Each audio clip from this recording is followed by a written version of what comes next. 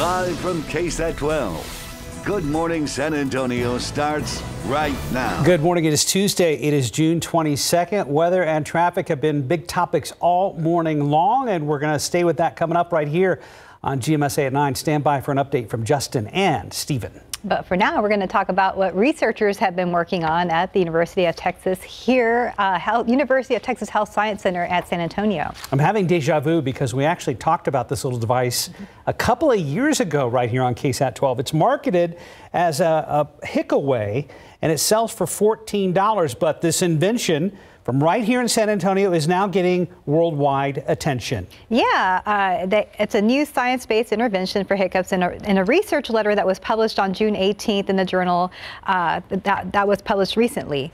So in the publication, the scientists coined a new term for the intervention. So it's called the Forced Inspiratory Suction and Swallow Tool.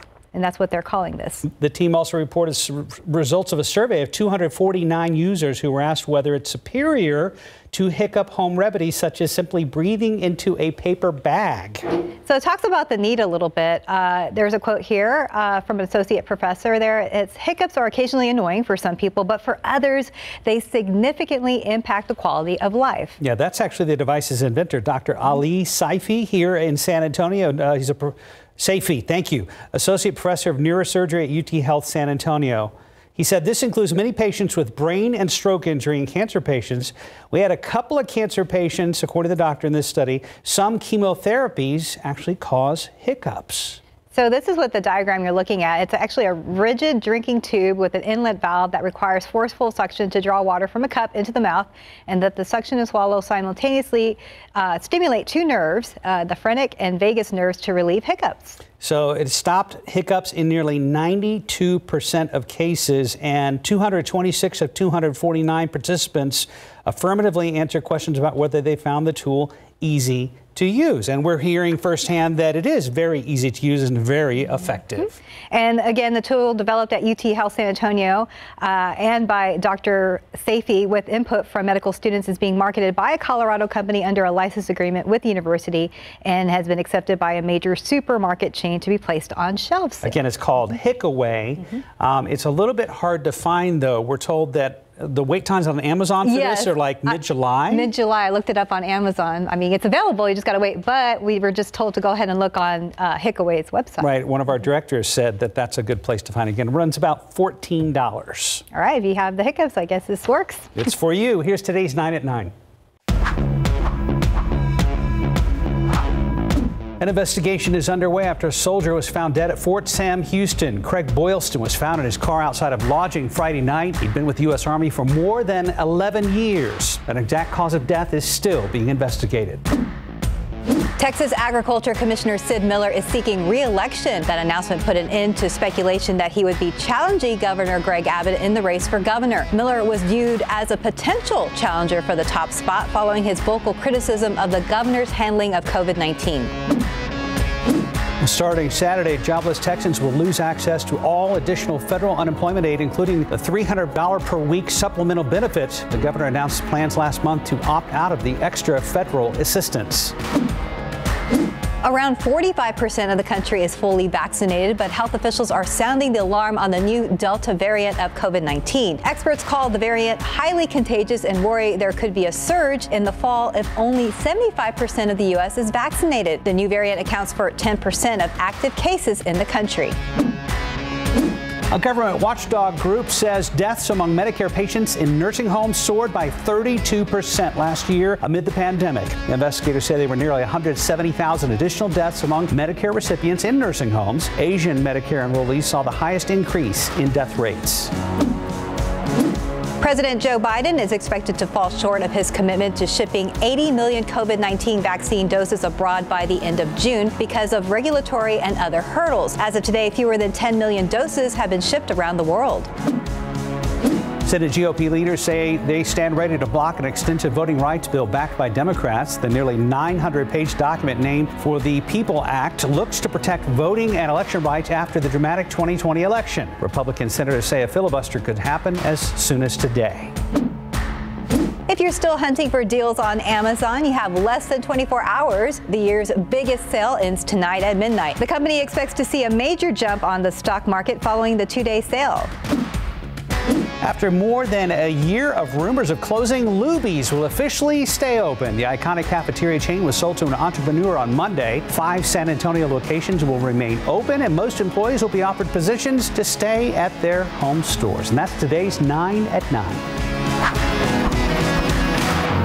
And for a lot of San Antonians, that is great news. Many of us were worried about the future of Luby's. Yeah. It seems like it's been on life support for years for now. a long time now, and the pandemic didn't help. So this is very good news for for us people here in San Antonio, and also for the employees as well. Indeed. Well, speaking of good news, we needed another shot of rain, and boy, did we get some overnight. Here's Justin Horn. We got some good rainfall, especially across southern parts of San Antonio, as much as 2 inches in some cases. It was a little loud this morning with some of those thunderstorms. Things have quieted down now.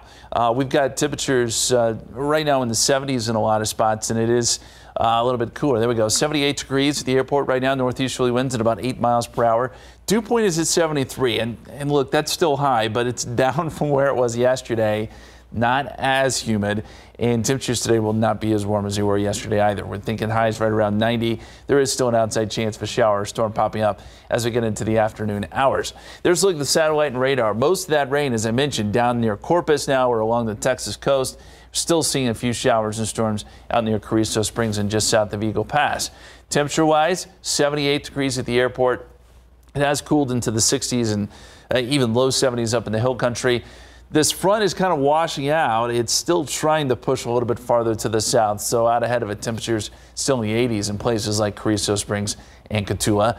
Pollen count is in. Mold jumped up today. Not a surprise with the rain.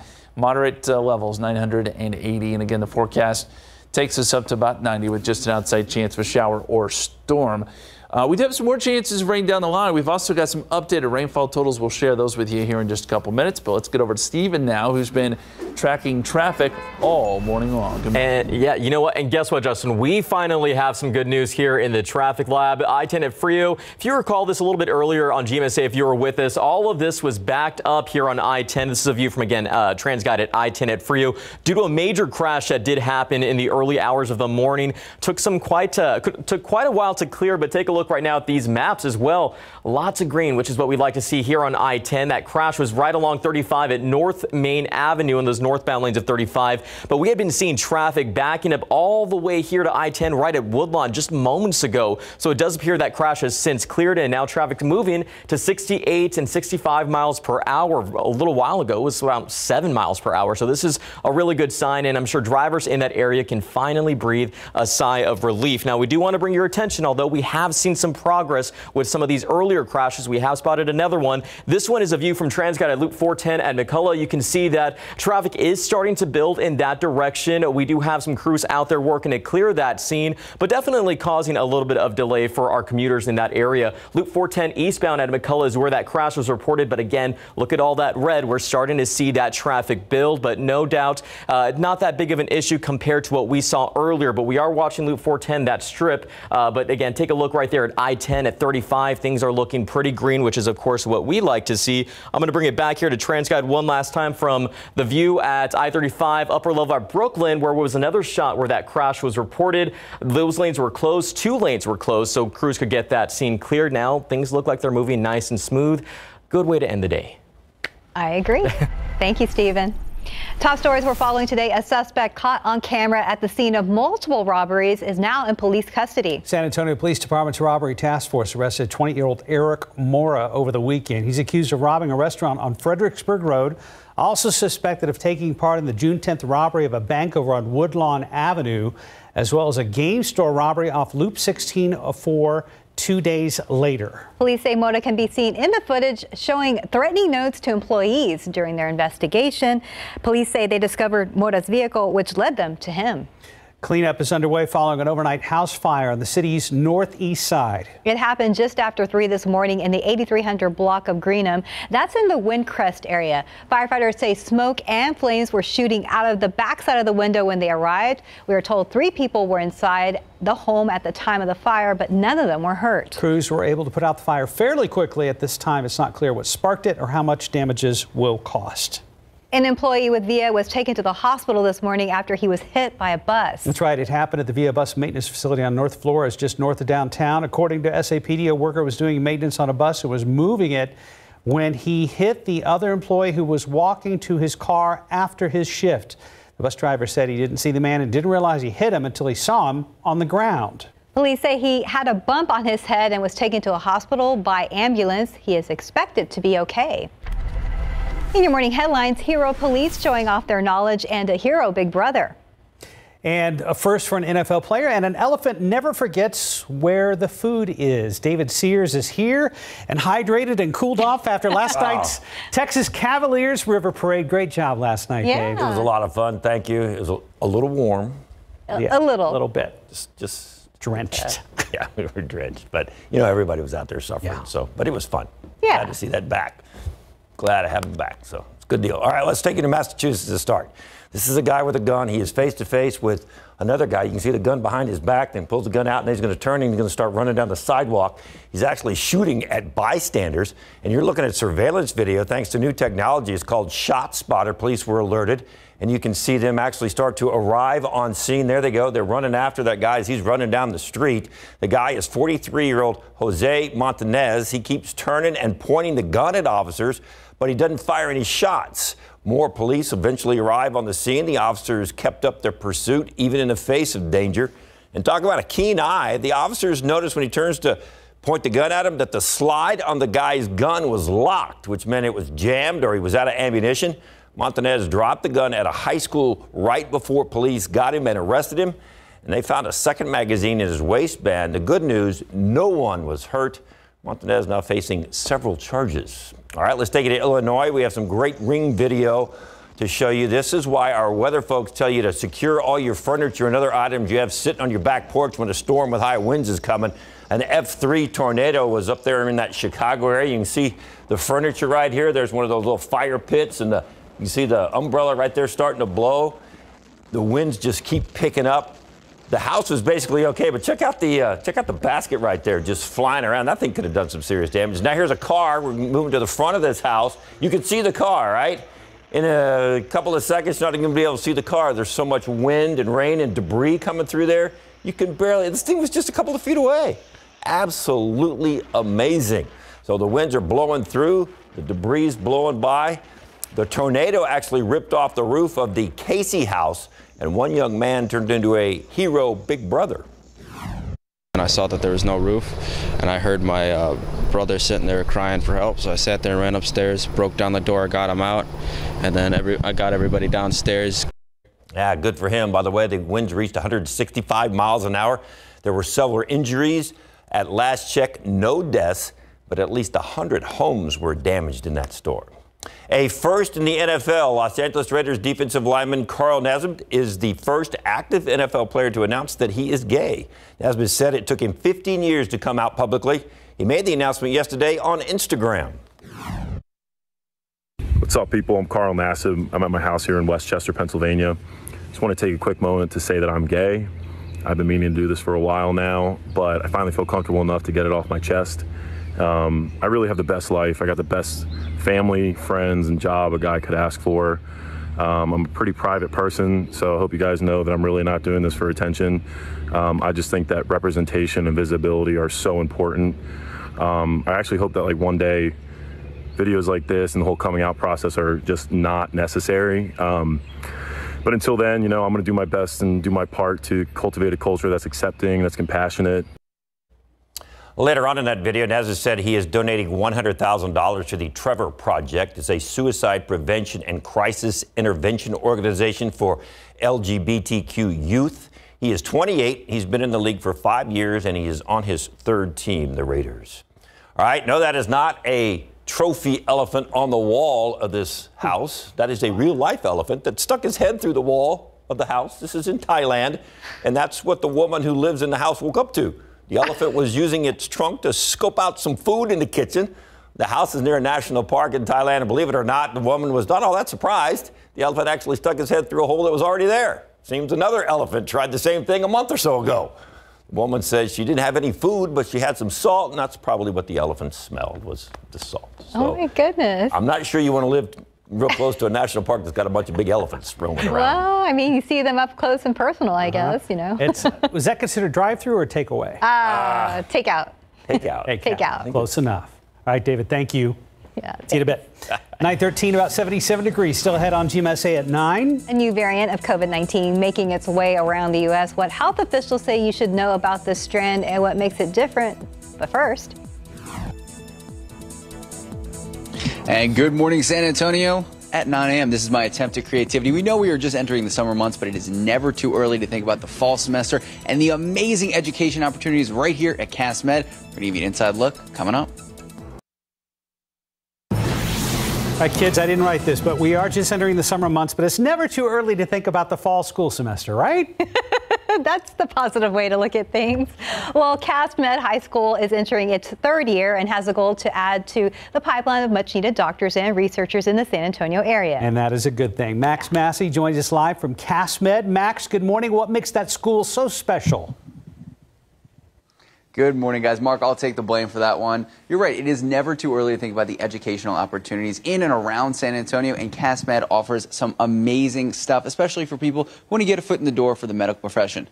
I got to play around with the smartboard. Good morning, San Antonio at 9 a.m. Just one piece of amazing technology here. And guys, you asked, what makes the school so special? I just talked to a student, and she said you can feel how special it is when you walk through the door. Joined here with the principal, Dr. Rodriguez. So for any family, any student out there who doesn't know what the CAS system is or KSAT is, can you explain? Absolutely. So CAS stands for Centers of Applied Science and Technology, and we are a network of schools that are opening up in public school districts here throughout San Antonio.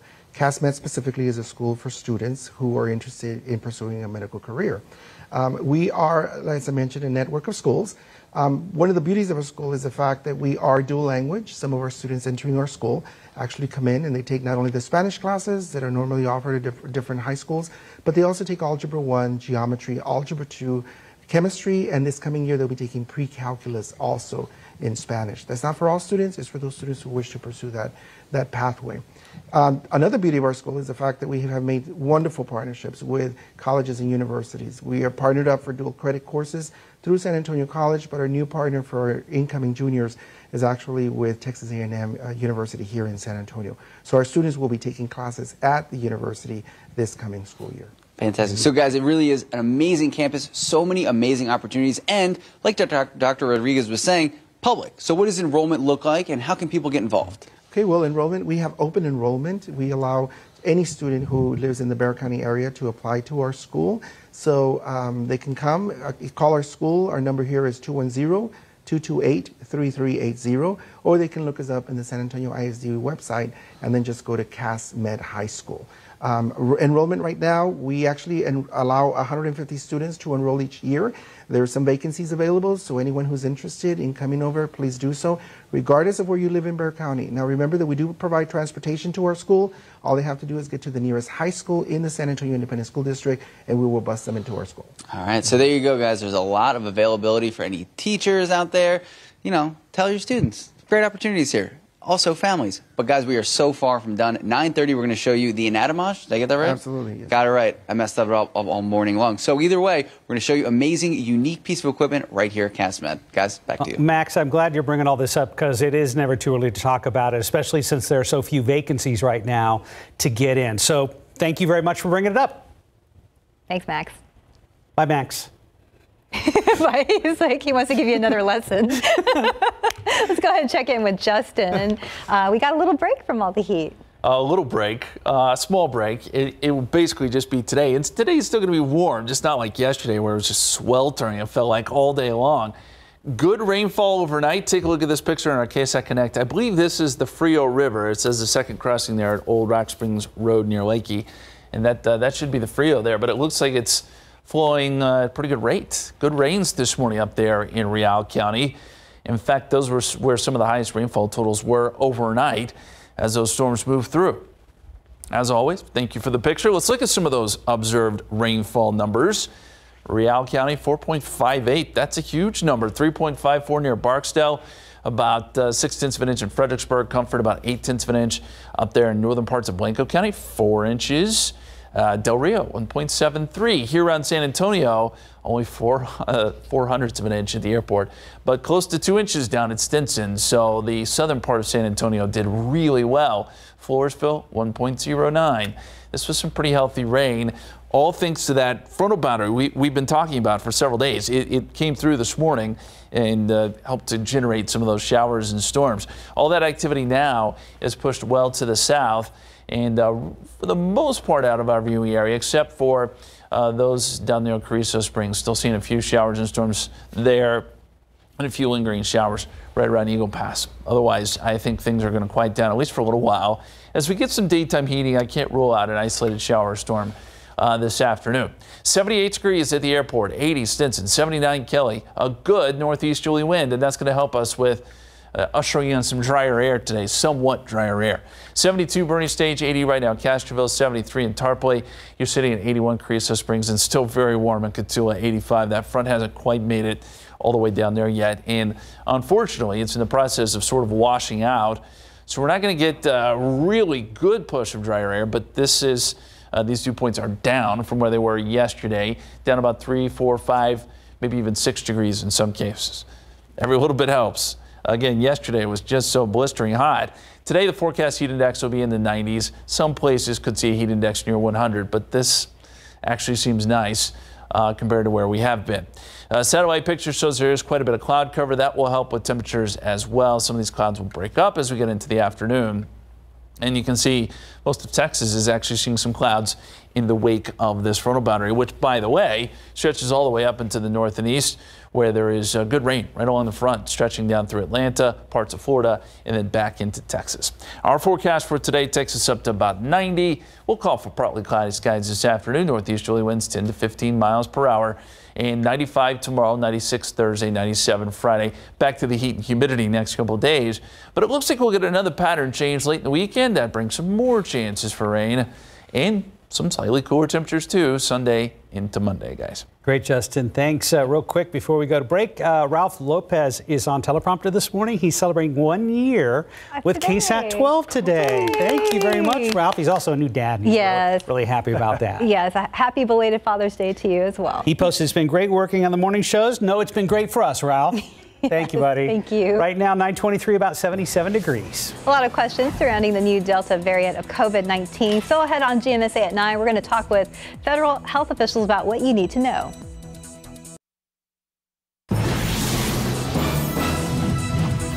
As states across the U.S. lift more coronavirus restrictions, experts are worried people who aren't fully vaccinated could contribute to further spread of the virus. Joining us now is Dr. Rachel Levine, the Assistant Secretary for Health at the Department of Health and Human Services. Good morning, Dr. Levine. Thank you so much for joining us. And let's go ahead and start with the Delta COVID variant. A lot of discussion about this. What is it exactly? Sure. So the Delta variant is concerning. It has been named an official variant of concern by the CDC. The Delta variant has been shown to be more transmissible than the original coronavirus, as well as potentially causing more severe disease and more hospitalizations. The good news is that the Pfizer vaccine and the Moderna vaccine have been shown to be protective against the Delta variant. But as you mentioned, individuals that are not vaccinated are at risk. Yeah, and you answered a couple of questions that we had here. Just any other ways that the variant is different from others, and maybe why should people really kind of pay more attention to this variant than, we've seen people kind of go outdoors more as restrictions have lifted. What are some concerns here that the public may have? Well, the Delta variant is spreading in the United States. Approximately 10% of the cases that we're seeing now throughout the United States are the Delta variant.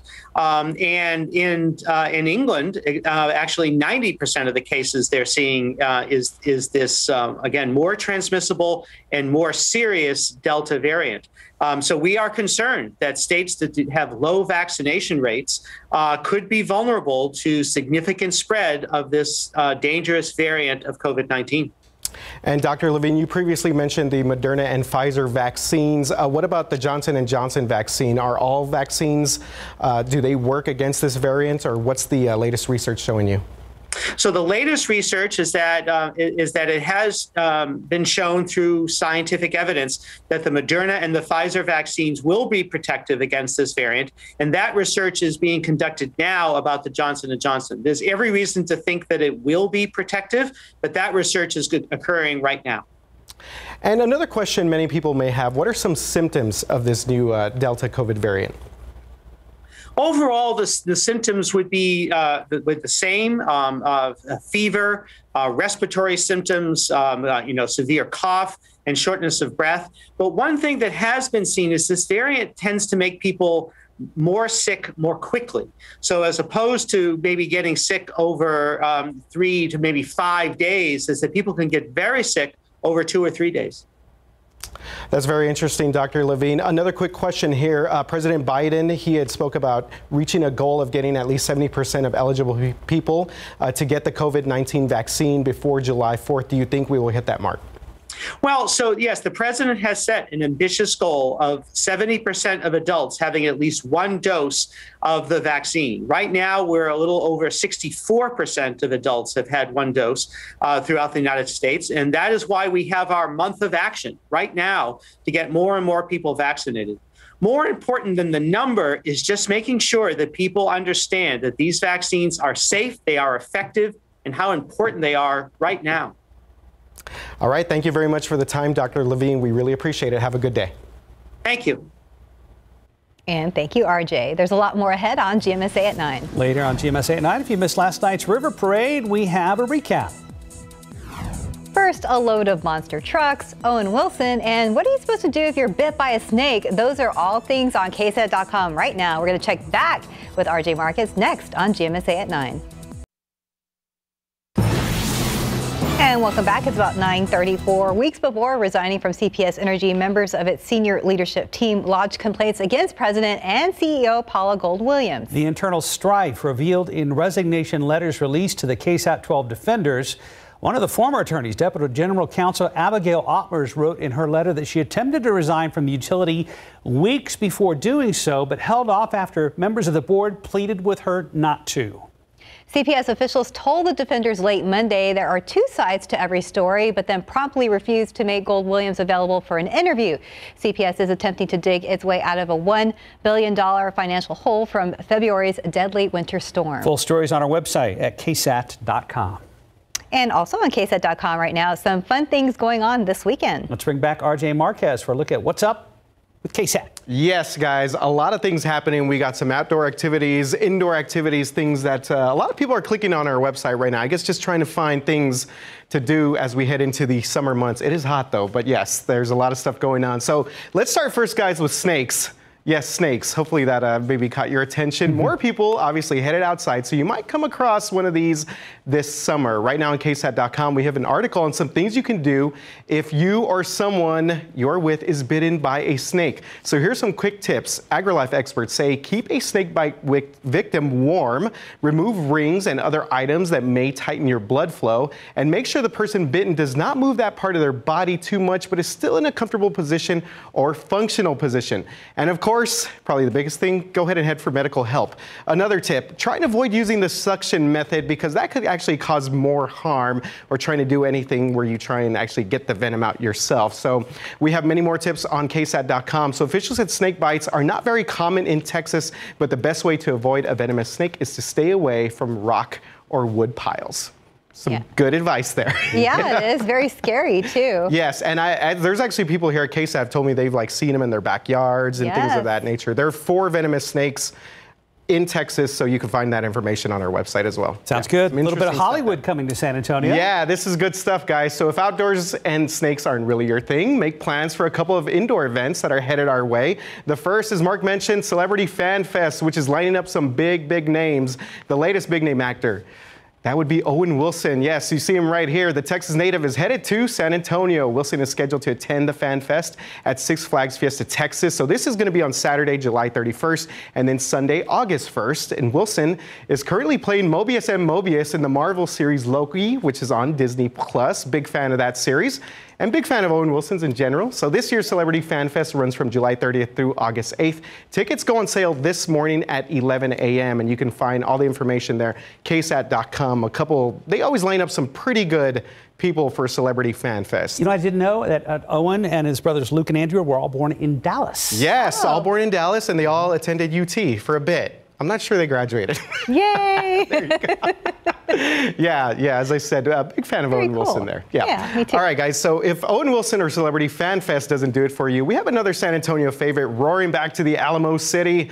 Yes, Monster Jam is gearing up for the return to the Alamo Dome this 4th of July weekend. The High Octane Motorsports Show will be at the Dome for 3 shows over 2 days, and it all kicks off Saturday with 2 shows and a 3rd show on Sunday, July 4th. So if you love Monster Jam, monster trucks, that's the place to be. So they're also scheduled to have pit parties that will start before the shows. Again, all this information is on KSAT.com. Gravedigger, Megalodon, all the fan favorites are going to be there. When you say Monster Jam, isn't it supposed to reverb or go 2 octaves lower like Monster Jam? Yeah. Sunday. There you go. All right, RJ, thank you very much for the recap of what's going on KSAT.com. Thanks, guys. Yeah, thank you, RJ. Taking a look out with live cam. I'm enjoying seeing 70s on the screen, even though it's, you know, not the lower 70s. It just looks better. I mean, we're talking about 3 or 4 degrees difference here, but yesterday was just so hot, and today will be a little bit better. The rain helped this morning, too. Good downpours, kind of messed up the morning commute a little bit, but the rain is now pushed off to the south. Let's take a look at the situation here with the satellite and radar. See where the rain is. Along the Texas coast, south of Beeville, south of Eagle Pass. Clouds are trying to clear up here around San Antonio, and the sun's peeking out behind some thin high clouds, it looks like. Today, so far, the high has been 81, the low 75. The averages are 93 and 74, and I think we actually will be a little bit below average with regards to the high today. The record high is 101, set back in 1906. That is not in jeopardy, thankfully. 70 degrees right now in Rock Springs, 76 New Braunfels, 79 Gonzales. It does get warmer as you push south. That front sort of washing out. It's not going to make it all the way to deep South Texas, but with it around today, can't completely rule out a stray shower or storm. Temperatures will make it up to about 90 for a high, and northeasterly winds will help to keep humidity levels from just getting out of control, 10 to 15 miles per hour. More heat on the way tomorrow, and there is a little something brewing in the tropics. We'll tell you about that coming up in just a few minutes, guys. Thank you, Justin. At 9 a.m., Max Massey showed us the educational opportunities over at CASMed. CAS stands for Centers for Applied Science and Technology. CASMed has 3 pathways for students to choose from: biomedical research, medical professions, and public health. We're back checking in with Max. Max, you said there's an amazing piece of technology for that school. Yes, that's right. Amazing piece of technology. Amazing opportunities here. Take a look at this. This is the Anatomage. We're joined here with Dr. Rodriguez. So break it down. I don't want to touch it. I don't want to break it. Sure. So this is the Anatomage, which is a table that normally you find in colleges and universities. We're very blessed to be one high school here in San Antonio who actually has the Anatomage table. Actually, it consists of software that actually contains cadavers, real cadavers that are in there, where students are able to use this table in biology and as well as in our Project Lead the Way bioscience course in order to look at the different layers of the human body. And we wanted to give our students an opportunity to use instruments and tools that are normally found in medical schools to prepare them for those careers as well. This is amazing. The only high school in San Antonio to have this. Yes, as far as I know. And this is just one of the amazing hands-on opportunities that you guys offer your students. Absolutely, yes. This is just one of them. The other thing we offer our students is internships. And the internships that we offer normally are for students who are juniors or seniors in high school. But here we actually offer internships to our students as ninth graders. Some of our students are working in different areas of the city this summer, from the Whitty Museum to doctors' offices such as the Safe Clinic or the peripheral vascular centers that we have here in San Antonio.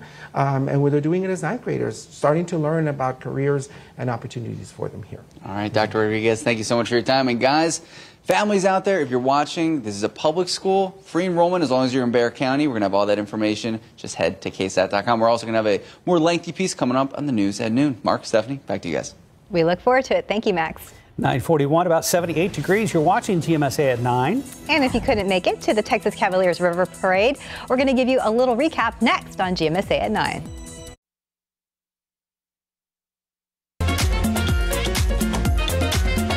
Thousands of people filled the Riverwalk last night to enjoy the Texas Cavaliers River Parade. After being canceled last year, organizers said they are excited to be back at it. And as Japhanie Gray reports, the heat didn't seem to keep many people away. They're having a fantastic time. Oh, it was long overdue. We're back to work. I got tired of being at home cooking and cleaning for my kids all day.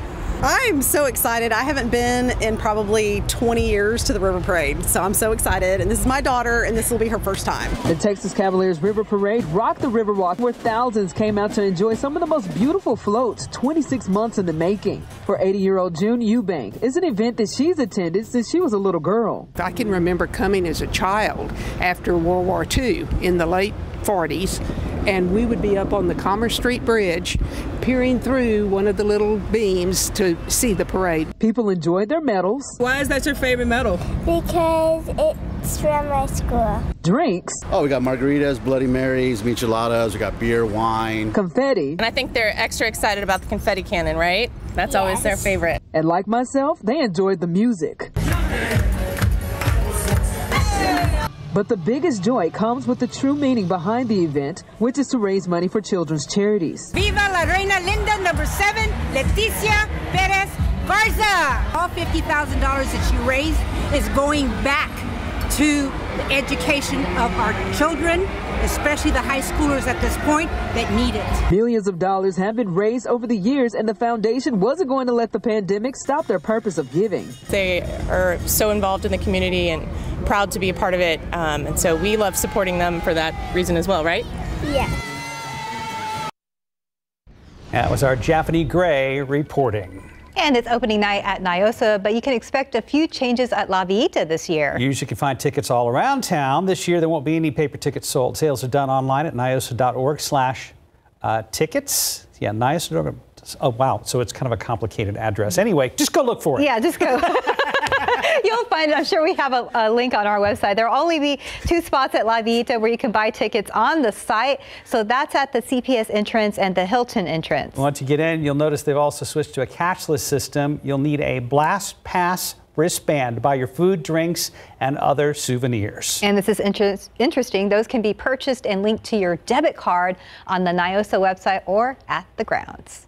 And gates open at La Villita at 5:30 tonight. Gates close at 10. That's also when alcohol sales will stop. Food sales and entertainment will continue until 10:30. Remember, those who are fully vaccinated are not required to wear masks. NIOSA asks that unvaccinated guests wear a face covering. And there will also be 3 COVID-19 vaccination sites open on the grounds each night from 5:30 to 8. The vaccine provider will vary throughout the week. And there is much more to come. We're looking forward to Fiesta de los Reyes and NIOSA, which kicks off tonight. Just to name a few, for a complete list of all those upcoming events, we've got you covered at KSAT.com. And again, go to niosa.org for tickets. That's right. And it's the going to be address hot. I was struggling with was niosa.org/.p/tickets. Oh, goodness. Like that. Yeah. So, anyway, just look for NIOSA. Niosa.org. Yeah, you'll find them. Mm-hmm. And then Justin, it's going to be warm, but not too warm, I guess. No, and listen, it probably, can be really warm, and there would still be a long line for the chicken on a stick. I mean, it is NIOSA. Yes. We're excited about it. And the good news really is that it is going to be cooler than it was yesterday. Yesterday was sort of in that dangerous territory, and folks, thankfully, I think we're pretty careful about it. I would say be that way today, too, just in case, but it will not be as hot. We got some rain overnight, 17 inches now officially at the airport. Not a lot at the airport. Stinson got quite a bit more, but we're still above average. We're doing good, and as long as we can get these rain chances here or there, we know the summer gets pretty dry. then things will be good for us. And it's looking good right now. Satellite picture shows the clouds are trying to thin out some here over San Antonio. A lot of clouds earlier. The rain, as we mentioned, some good heavy rain across southern parts of Bexar County. Most of that is pushed down south of Beeville and south of Eagle Pass at this point. As we zoom out, you can see kind of where that front snakes along the Texas coast back into South Texas through New Orleans. And for this front to make it this far south this time of year, that is impressive, honestly. And it's going to help us out today with those temperatures. 78 degrees right now, 72 Waco, but 60s for much of West Texas, where they have the lower dew points. Our dew points haven't come down just a whole lot, but it has changed some with the northeasterly wind. And as we look outside, still mostly cloudy skies. 78 degrees at the airport and northeasterly winds at about 8 miles per hour. 74 Bandera, 75 Tarpley, 76 in New Braunfels, 73 Canyon Lake, 81 Carrizo Springs, 85 in Cotulla, and 70 up there in Rock Springs. It feels good there. Dew points are in the upper 60s. We're still looking at dew points in the low to the mid 70s. Now, again, this is lower than yesterday, but that's still not technically comfortable by any stretch of the imagination. My hope is with these northeasterly winds, we'll see a gradual decrease in that dew point as we get into the afternoon. Rest of today, temperatures make it up to about 90. Northeasterly winds 10 to 15 miles per hour. And that heat index is still going to be up there. Probably in the upper 90s. So Claudette, we've been talking about that last couple of days. I do want to mention the tropics very quickly. It's moving away, not a big deal, and that is moving away from the United States. But the Hurricane Center is watching one little wave out here in the Atlantic, about a 30% chance of development over the next 5 days. At this point, it's probably going to enter into an area where the wind shear is a little bit greater, so probably doesn't have much of a chance as it moves into the Caribbean. But we'll keep an eye on it. Is that time of year, and it's already been pretty busy in the tropics. Forecast today, 20% chance of rain. We top out at 90, 95 tomorrow, 96 Thursday, 97 Friday, and then rain chances move back in Sunday into Monday. But all in all, pretty good looking forecast for Fiesta. Just a little bit on the hot side, guys. And while you were doing weather, Steph pulled up niosa.org, and the ticket tab is really easy to spot. Yeah, it's right up at the top. So just go to niosa.org, and then it'll take you to the complicated website. Just click on tickets. Yeah. 9:51, about 78 degrees. And how long does it take you to spell the word confident? That's the most misspelled word in Texas. We'll look at words that some of the other states struggle with next. Each state's most commonly misspelled words. And some of these might surprise you, some of them maybe not. AT&T experts reviewed the top search how to spell words for state to state, March last year to March of this year, using Google Trends. That's right. So guess what? Texas is confident. That's the word for Texas. We're not very confident on spelling confident. There are 12 states that have not been spelling quarantine correctly. Right. That's also a problem. But you're seeing some of the other ones here on this map. Arizona, they struggle with which? Yes. 7 states struggle with favorite. Oh, yeah. And then Mark was telling me, reminding me about the states, 6 of them have a problem with coronavirus. Yes, they do. They're spelling it C-A-R instead of C-O-R. But other states struggling with which, every, believe. Definitely, separate, and 80. Our producer's asking, which, for Louisiana, yes, they're misspelling. Our producer said, is this serious? Yes, several states. Florida, I get you. Pharaoh is a little tricky to spell. Yeah, that one's tricky. That's fair. But be confident, Texas. You know how to spell confident, right? Yes, you do. We'll be